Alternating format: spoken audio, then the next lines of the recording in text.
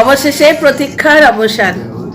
Dear friends, আমরা বলেছিলাম না, আমরা মানে আমার যে এখন ছোট্ট একটা ফ্রেন্ড সার্কেল তৈরি হয়ে গেছে 3000-এর, আমি এবং আপনারা সবাই আমরা যখন আলোচনা করি আমরা বলেছিলাম না যে হি ইজ স্টিল ওয়েটিং। দেখুন আমাদের সবার কথা কিন্তু আজকে সত্যি প্রমাণিত হলো। তাহলে আমরা বেশ ভালোই গেস করতে পারি, বলুন। তো আমি আমার বন্ধুদের প্রথমে ওয়েলকাম করে নিই। Dear friends, welcome back to my channel my world of words. আমি সৌমি, আমি আপনাদের সবাইকে আমার চ্যানেলে ওয়েলকাম করছি।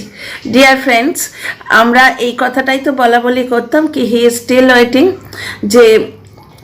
যে সমস্ত পায়তারাগুলো ও ইউজ করেছিল টু গেট ওয়ান বেড, ভিক্ষে, একটা খাট ভিক্ষে চাইছিল অনেক দিন থেকে।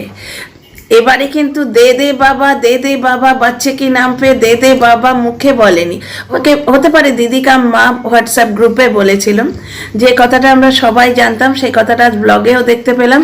সুতরাং জোর গলায় নিজের ভিডিওতে বলতে কিন্তু কোনো বাধা। ডিয়ার ফ্রেন্ডস, আজকে আমরা দেখতে পেলাম দিদি কা মার একটা হোয়াটসঅ্যাপ গ্রুপ আছে যাতে ওর টাকা তোলে, এবং সেই টাকা দিয়ে আজকে আমার গল্পের খলনায়ক, অনেক দিন পর এই গল্পটা লিখতে বসেছি। গল্পের এই ভাগটা আমি একটা গল্প লিখছি যেখানে আমার মীনা সুন্দরীকে, মানে আমার গল্পের কাল্পনিক নায়িকা মীনা সুন্দরীকে অত্যাচার করে মার্ডার অ্যাটেম্প্ট করে তাড়িয়ে দিয়েছিল বাড়ি থেকে, ঠিক আছে না? তার চ্যানেলগুলো হাতিয়ে নিয়েছিল, আপনারা সবাই জানেন। এবার ডিভোর্স কেস চলছে, কারণ মীনা সুন্দরী মিথ্যে কথা বলে না। সে যখন ব্লগিং চ্যানেল, ডেফিনেটলি তার চ্যানেলগুলো সে দান করে দিয়েছে। এই যে জলনদীপ নামক প্রাণীটি, এর নাম ভিক্ষে দেওয়া উচিত। আমি যে গল্পটা লিখছি, আমি একটি খলনায়ক ক্রিয়েট করেছি, সৃষ্টি করেছি। আমি রাইটার, তো আমি আমার মনের মতো করে সৃষ্টি করছি। খলনায়ক নাম দিচ্ছি, তার নাম দিয়েছি আমি জলনদীপ, কারণ তার বড় জ্বলন। এর আগেও আমরা দেখেছি মীনা সুন্দরী কোন কালে একটা ভিডিওতে উল্লেখ করেছিল যে এবার আমি পেমেন্ট পেয়েছি, আমি আমার মেহনতের ফল পেয়েছি, ভিক্ষের নয়, মেহনতের ফল পেয়েছি। সেই টাকায় ভাবছি আমি একটা গাড়ি কিনবো, কারণ গাড়ি কেনাটা ওদের বাড়ির পক্ষে সুইটেবল, কারণ ওদের বাড়ির মেন পেশাটা হচ্ছে ড্রাইভারি। বাবা এক্সপার্ট ড্রাইভার, দাদা এক্সপার্ট ড্রাইভার, ঠিক আছে? সুতরাং গাড়িটা ওদের বাড়িতে খুব সুইটেবল। এর আগেও মীনার যখন বিবাহিত জীবনে ছিল, শুরুর দিকে ওরা গাড়ি কিনেছিল, কোনো একটা কারণে সে গাড়িটা বোধহয় বেচে দিতে বাধ্য হয়, তারপর টোটোতে শিফট করে। সুতরাং এখন আবার ওরা প্ল্যান করছে এটা গাড়ি কিনবে। মীনা কিন্তু কোন কালে বলেছিল, মীনা নিজে ভুলে গেছে। তারপর ওর জীবনে অনেক উত্থান পতন হচ্ছে, মেয়েটার জীবন বড় বেশি ঘটনাবহুল। হঠাৎ করে তার দিদা মারা গেল। মেয়েটা শোকগ্রস্ত, মা শোকগ্রস্ত, মা দাঁত কপাটি খেয়েছেন, অসুস্থ শরীরে মাকে দেখতে গেছিলেন। সেই নিয়েও এই জলনদীপ আর জলনদীপের দিদিকা মা বড় বেশি চিন্তিত, কারণ সোশ্যালি যারা মীনা সুন্দরীকে নোংরা কথা এখনও বলে চলেছে, তারাও কিন্তু মনে মনে ইনফ্লুয়েন্সড হচ্ছে। দেখো শরীর অসুস্থ, তবু কিন্তু যাচ্ছে। সোশ্যাল ইনফ্লুয়েন্সারের কাজ তো এটাই না, সোসাইটিতে গুড এফেক্ট ফেলা, নাকি বেলা 12টার সময় ওঠা, অপ্রকৃতিস্থ অবস্থা, নিউ ইয়ার উইশ করা, to get views, to create controversy, সেটা আমরা সবাই জানি। তবু তাই না, যদি আমরা বলি যে বাড়িতে বড়রা যা করবে তাই দেখে দেখে বাচ্চারা শিখবে, তাহলে সোশ্যাল ইনফ্লুয়েন্সাররা আমাদের যা দেখাবে সেটার কিন্তু একটা এফেক্ট পড়ে, আমার ওপর তো পড়ে। ডিয়ার ফ্রেন্ডস, আমি যখন মীনার ব্লগে দেখি ওরা সবাই মিলে কাজ করছে, এত ঠান্ডাতেও আমার জোশ এসে যায়। আমার মনে হয় চলো এরাও তো কাজ করছে, আমিও করি, কারণ আমি গৃহবধূ, সংসারের কাজ তো আমার থাকে, ঠিক আছে না? তো যাই হোক, জলনদীপের গল্পে ফিরে আসি। দিন এই জলনদীপ বেচারিকে কেউ চর্চায় রাখেনি, কারণ তার দালাল আলোচনার কেন্দ্রবিন্দু হয়ে উঠেছিল। সে তো গালাগালির মাস্টার, তো গালাগালি দেয়া তার কাছে কোনো নতুন কিছু নয়। এবং এই নোংরা রাস্তা আমি কোনোদিনই হাঁটিনি, নোংরা বস্তাকে আমি এড়িয়েই চলি। কিন্তু যখন আমার গল্পের কাল্পনিক নায়িকা মীনা সুন্দরীর দিদাকে নিয়ে কথা বলছিল, একটা মৃত মানুষের আত্মাকে দায়ী করছিল, ক্যান ইউ ইমাজিন, তখন আমি মাঝে মাঝে এই নোংরা বস্তাটা নাকে রুমাল চাপা দিয়ে খুলতে বাধ্য হয়েছি, ঠিক আছে? তো আর একটা পারপাস ছিল, কারণ জলনদীপের গল্পটা আগে বাড়াতে আমার ইচ্ছে করছিল না। তো যাই হোক, ইমোশনকে সাইডে রেখে নিজের কাজে ফিরে আসি। জলনদীপের প্রতীক্ষার অবসান, তার সঙ্গে আমাদের প্রতীক্ষারও অবসান। আমরা সবাই কি বলতাম, dear friends, he still waiting, এখনো ওয়েট করছে কেউ যদি বাচ্চাকে নাম পেয়ে একটা খাট দিয়ে দেয়। অবশেষে প্রতীক্ষার অবসান হলো, এবং যে জিনিসটা আমরা জানতাম কিন্তু বলতাম না, কারণ যা দেখবো তাই বলবো, চিপাই চুপাই টুপাই টুপাই করে তো আকাশ থেকে এরম করে দূরবীন দিয়ে কতগুলো কথা বলবো না ভাই, আমি তো আর বিদেশে থাকি না, আমি আইনের আওতায় পড়ি। তাছাড়া আইন কানুন মাথার উপর থাক, আমার নিজের এইখানে একটা আইন আছে যেটাকে বিবেক বলে। আমার যে কাজটা, সেই কাজটার গাইডলাইন্স হচ্ছে, রুলস হচ্ছে, যা দেখবো তার রিভিউ দেব।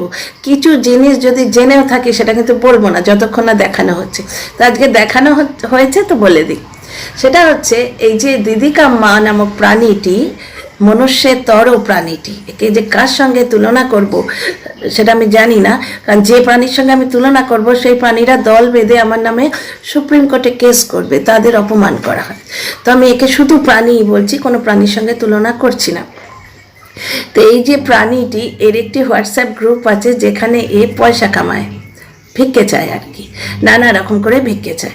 ডিয়ার ফ্রেন্ডস, মীনা সুন্দরীকে অত্যাচার করে তাড়িয়ে দিয়েছিল। কল রেকর্ড থেকে আমরা জানতে পারি গ্রিলে তালা দিয়ে রেখেছিল এই জলনদেব নামক প্রাণীটির মা, ঠিক আছে?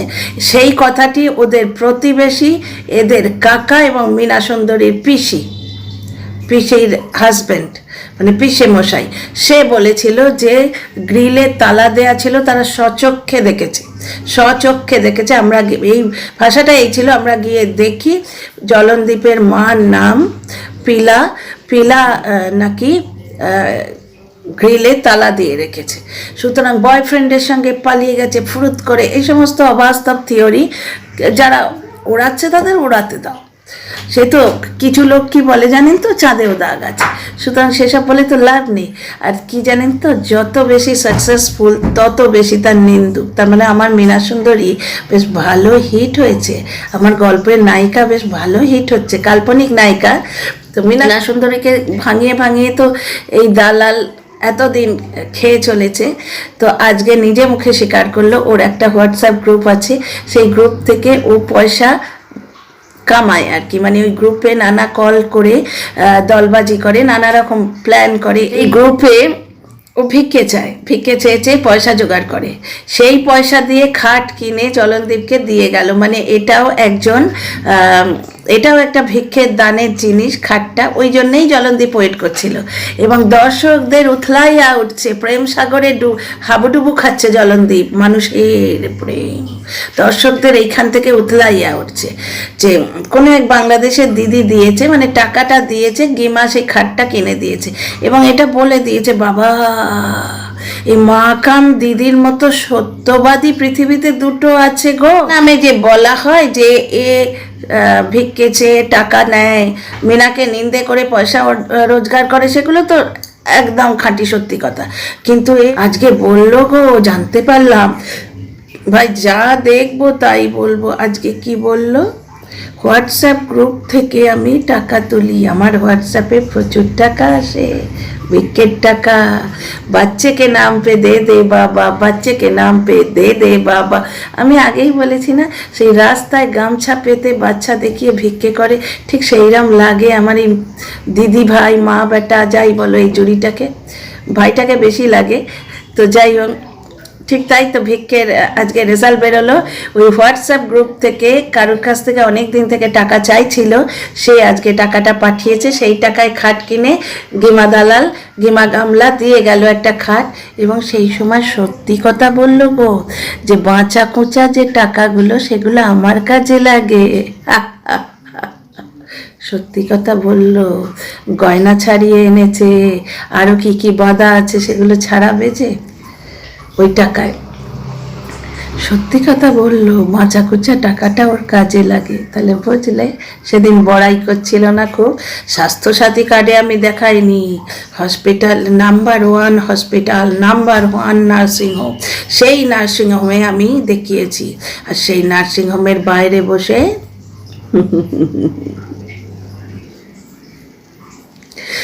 তো যাই হোক ডিয়ার ফ্রেন্ডস, আমি ভেবেছি এর হোয়াটসঅ্যাপ গ্রুপে তো আমার নাম নেই, ডেফিনেটলি হোয়াটসঅ্যাপ গ্রুপে তো টাকা পাঠাতে পারবো না, আমি ভাবছি কুরিয়ার করে একে আর এর ভাইকে দুজনকে দুটো একটা জিনিস দেব। কি বলো তো, এটা এদের কাছে নেই, কেউ দিচ্ছেও না, সেটা হচ্ছে বাটি। ভিক্ষের বাটিটা এদের কাছে নেই। আমি ভাবছি দুটো স্টিলের বাটি কিনে, অ্যালুমিনিয়ামেরও হতে পারে, একটু বড় সাইজের কিনবো, কিনে একটাই গিমা গামলাকে আর একটা গিমা গামলার ভাই কাম সন্তানকে দিয়ে আসবো। ভিক্ষে চাইতে সুবিধা হবে না ফ্রেন্ডস? প্রথম যেদিন আমার গল্পের কাল্পনিক নায়িকা মীনা সুন্দরী ডিভোর্স আইন মেনে ডিভোর্সে আইনে এটা একটা ক্লজ আছে, কারণ প্রশাসন সঙ্গে ছিল, সেই প্রশাসনকেও এই মূর্খ গামলা বলেছে যে তারা নাকি মার্ডারের প্ল্যান করেছিল। এগুলো আছে, সব ইয়েতে আছে, মানে ডিজিটালি প্রুফ আছে যে নদিয়ায় নিয়ে গিয়ে ওর ভাই কাম সন্তানকে নাকি মারার প্ল্যান করেছিল। কে করেছিল? প্রশাসন। তো এই সমস্ত মূর্খের মতো বলেছে, কারণ এগুলো যে পশ্চিমবঙ্গের সরকারকে আহ্বান করা হয়, চ্যালেঞ্জ করা হয়, সে বোধের নেই।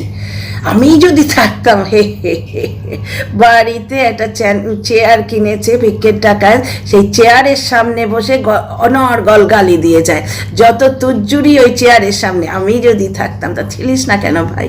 তো যাই হোক, জলনদীপের বাড়িতে এসেছিল, সেই অটোর টাকাটাও ভিক্ষের টাকা, নিজের পয়সা গ্যাটের করে খরচা করে আসেনি। তো আজকে জানা গেল গিমা দালালের একটা হোয়াটসঅ্যাপ গ্রুপ আছে যেখান থেকে ভিক্ষে তোলা হয়, চাঁদা তোলা হয়। সেই চাঁদা তুলে একটা খাট কিনে জলনদীপকে দিয়ে গেল, আর স্বীকার করলো। এত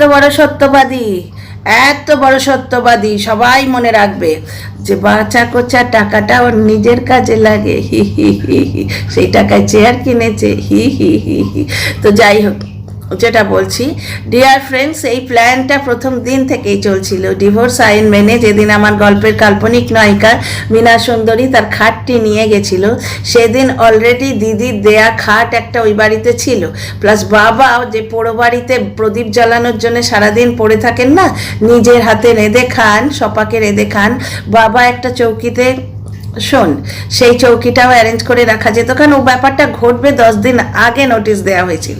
ঠিক আছে, তাই জন্যই তো সব জিনিস লুকিয়ে ফেলা হয়েছে, বেনারসি, কাতান, দামি দামি শাড়ি, সোনার গয়না, যার জন্য কেস করতে বারণ করছিলেন। আমি জাস্ট আপনাদের একটু বন্ধুই বন্ধুর কাজে লাগে, তো একটু মনে করিয়ে দিচ্ছি।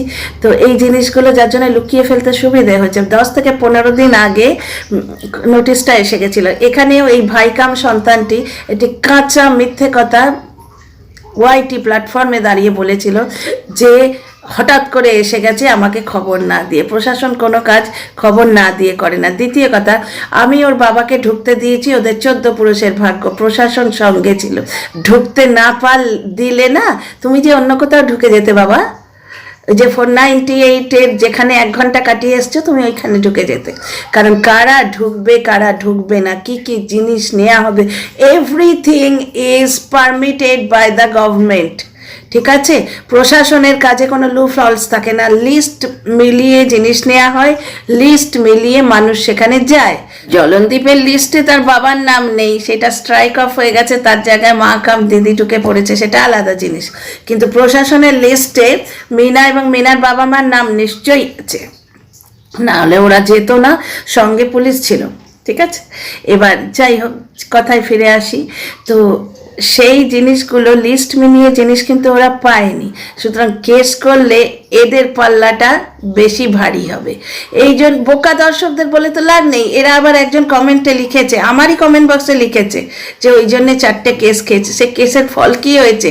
টাই ফিস যেতেই বা ইজ্জত বাড়ি হয়ে গেছে, কারণ ও কেসের তো কোনো গ্রাউন্ড নেই। তারা আইন মেনে জিনিস আনতে এসছে, তাদের নামে কেস দিলে হবে গায়ের জ্বালায়? তো যাই হোক, জবে থেকে ওই খাটটি নিয়ে যাওয়া হয়েছে, মা ছেলে বুক চাপড়ে প্রথমে তো 2 দিন কাঁদলো, তারপরে বাচ্চাটাকে দেখিয়ে সেই রাস্তায় গামছা পেতে বাচ্চা দেখিয়ে ভিক্ষে করে না, বাচ্চাটাকে ওই ঠান্ডায় মেঝেতে শোয়ালো। সৌমালির দেয়া খাট কিন্তু বাড়িতে ছিল। সত্যিকারের ভালোবাসা স্নেহ ছেলের প্রতি থাকলে কোনো কারণে ওই দুধের বাছাকে মেঝেতে শোয়ানো যায় ঠান্ডায় দর্শকদের দেখানোর জন্য হলেও সৌমালি দেয়া খাটটায় ইজিলি বাচ্চাটাকে শোয়ানো যেত। খাটটায় দুটো মানুষের জায়গা হয়, দর্শকরা বলেও ছিল। তো যাই হোক, সেই খাট ওইরমভাবে বাচ্চাকে দুদিন মেঝেতে শুইয়ে ভিক্ষে চাওয়া হলো। তারপরে বাবার চৌকিটাতে ব্যবস্থা হলো, বাবা ঘরে ঢুকতে পেলো, বাবার এন্ট্রি ফিস ওটা। তো এতদিন ওই বাচ্চাকে মেঝেতে শোয়ানো এবং চৌকিতে বাচ্চা শোয়ানোর ফল জলনদীপ পেল। দেখো, মেহনত কা ফল মিলতা হ্যায়, সবার কা ফল মিঠা হতা হ্যায়। দেখলে তো, এতদিন যে বাচ্চা দেখিয়ে দেখিয়ে খাট ভিক্ষে চাইছিল, অবশেষে আজ ভিক্ষা পেল। কত বড় সাকসেস, ডিজিটাল ভিখারি। হায় হায় হায়, ভিক্ষা পেল ডিয়ার ফ্রেন্ডস, আজকে ভিখিরি ভিক্ষা পেল, সাকসেস। যে দিদিকে বেইমান বলে সেই দিদির দেয়া মাইক্রো ওভেনে পিজা গরম করে খাচ্ছে। হায় হায় হায় হায়, কি ভালো চরিত্রবান পুরুষ, তাই না? সমাজে কি বিরাট ইনফ্লুয়েন্স ফেলছে। যে দিদিকে 3 মাস বয়সে খেতে না দিয়ে তাড়িয়ে দেয়া হয়েছিল, সেই দিদি সর্বস্ব দিয়ে ঘরটা গুছিয়ে দিয়েছিল। এগুলো দেখতে পাওয়া যাচ্ছে ব্লগে, অস্বীকার করার উপায় নেই। ওয়াশিং মেশিন, মাইক্রোওয়েভ, যে ল্যাপটপটায় বসে বসে এডিট করা হয়, নিজের মুখে বলেছিল, পুরোনো ব্লগে দেখুন। ল্যাপটপ কেনার এখন আমার ক্ষমতা নেই। তখন তো এই ভিখিরি নেচারটা জানা ছিল না, তখনও যে কায়দা করে ভিক্ষে চাইছিল বোঝা যায়নি। তো সেই ল্যাপটপে এখনও কিন্তু ও এডিট করে চলেছে। কোনো রকম সম্মান বোধ থাকলে ল্যাপটপ আর এগুলো দিয়ে আসতো। ইয়েগুলোর মধ্যে যে অনেকগুলো আছে, তাই ইয়ে বলে ছেড়ে দিলাম, অনেক জিনিস আছে। ল্যাপটপটা, মাইক্রো ওভেন, তারপরে ওয়াশিং মেশিন, এইগুলো আমার জানা আছে। আরও প্রচুর জিনিস, সৌমালি দেয়া খাট, সৌমালি দেয়া সোফা। টাকা যে কত দিয়েছে তার কোনো গ্যারেন্টি নেই। টাকার কথা বাদই দাও, যে স্ত্রী ধন ফেরত দিতে গিয়ে এত তার বুকে বাজে যে 4টে ফলস কেস করে আসে, তো তার কাছে টাকা ফেরত পাওয়ার আশা ছেড়েই দাও, কিন্তু অন্তত এই জিনিসগুলো সে ফেরত দিত। আমার এক দর্শক বন্ধু লিখেছিলেন, সে কমেন্টগুলো আমি নেক্সট ভিডিওতে পড়ে শোনাবো, যে কাউকে আর বলতে হবে না জলনদীপ নামক প্রাণীটির চরিত্রটা কি। গিমা দালালকে ও দিনের পর দিন টলারেট করছে, যে গিমা দালাল অকথ্য ভাষায় মেয়েদের বডি পার্ট নিয়ে আলোচনা করে এবং তার স্ত্রীকে, তার প্রাক্তন শ্বশুর বাড়িকে অকথ্য ভাষায় আলোচনা করে চলেছে। আমি কিন্তু এরম ডিভোর্স কেসের কথা শুনেছি, মিউচুয়াল ডিভোর্স হয়ে যায় এবং অপর পক্ষের উকিল, স্ত্রীর পক্ষের উকিল যখন স্ত্রীকে মিথ্যে বদনামে ফাঁসাতে যাচ্ছে, কারণ মেয়েদের বদনাম দেওয়া খুব সোজা ডিয়ার ফ্রেন্ডস, সেখানে কিন্তু স্বামী, প্রাক্তন স্বামী উঠে অবজেকশন দিচ্ছে, উকিলকে সাইডে ডেকে বলছে আপনি সৎ পথে কেসটা লড়ুন। দুজনের মিল হয়ে যাচ্ছে না, আলাদা হয়ে যাচ্ছি, কিন্তু যার সম্বন্ধে বলছেন সে এখনো আমার আইনত স্ত্রী। এরকম ঘটনা দেখেওছি, শুনেওছি। আচ্ছা, আকেলে হাম আকেলে তুম আপনারা দেখেছেন? যদি না দেখেন, সেখানেও কিন্তু আমির খান আর মনীষা কৈরালার ডিভোর্স হয়েছিল এবং একই কেস কোর্টরুমে দেখানো হয়েছিল, কোর্টরুম কেসটা। সেখানে এই জিনিসই হয়েছিল, অপরপক্ষের উকিল ওই বাচ্চাটা স্লিপ কাটতে গিয়ে, স্লিপ খেলতে গিয়ে পার্কে পড়ে গেছিল। ডিয়ার ফ্রেন্ডস, ওই সিনেমাতেও, ওই মুভিটাতেও কোর্টরুমের সিন দেখানো হয়েছিল এবং সেখানে ওই একই কেস হয়েছিল। বিরোধী পক্ষের উকিল মানে মনীষা কৈরালা যে রোলটি করছেন, স্ত্রীকে নিন্দে করে বাজে মা, সেখানে তাও তো চরিত্রে দাগ দেওয়া হয়নি, বাজে মা প্রমাণিত করার চেষ্টা করা হচ্ছিল। আমির খান যে চরিত্রে অ্যাক্টিং করছিলেন, সেই চরিত্রটি উঠে দাঁড়িয়ে অবজেক্ট করে যে ও আমার এখনো স্ত্রী, ওর সম্বন্ধে কোনো বাজে কথা বলবেন না। এইটা কিন্তু আমাদের সমাজেই ঘটে, আমিও শুনেছি এই ধরনের ঘটনা। সুতরাং জলনদীপ যখন গিমা দালালের ওই অকথা কুকথাগুলোকে প্রশ্রয় দিচ্ছে, ওই যে মুখ নেড়ে বলে না যে কে কি বললো তার দায় কি আমার, ঘটনা তোমার। এক কন্ট্রোভার্সি ক্রিয়েটারকে ওপেনলি তুমি পিঠ চাপড়াচ্ছ এবং দ্বিতীয় নোংরা কন্ট্রোভার্সি ক্রিয়েটারকে বাড়িতে বসে তুমি আরতি করছো, বাড়িতে ডেকে চব্যচস্য খাওয়াচ্ছ, বাড়িতে বসিয়ে তাকে আরতি করছো ধূপধুনো দিয়ে। সুতরাং তোমার দায় তো বর্তায়। তার মানে কি? মৌনতা সম্মতির লক্ষণ বলে না? তার মানে গিমা গামলার ওই অকথা কুকথায় এই মানুষটির সায় আছে। তো আমার দর্শক বন্ধুর কমেন্টের সঙ্গে আমিও একমত যে কি চরিত্রের মানুষ সেটা আর বলতে হবে না, আপনি চরিত্রের যে কালিমা সেটা সকলের সামনে প্রতিভাত হয়ে যাচ্ছে। See you in the next video.